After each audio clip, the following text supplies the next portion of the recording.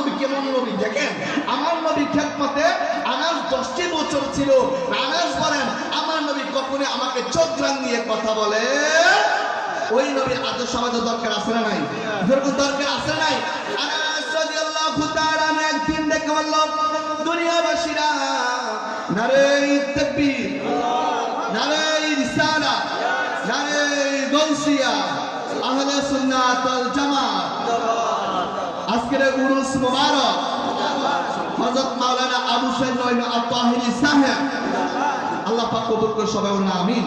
আনাস রাদিয়াল্লাহু তাআলা আনহু ডেকে দুনিয়াবাসীরা, একদিন আমার দয়াল কামলিওয়ালা নবীজি আমি আনাসকে পাঠিয়েছিলেন, যাও দোকান থেকে আমি নবীর জামা মুবারকটা তোমরা নিয়ে আসো।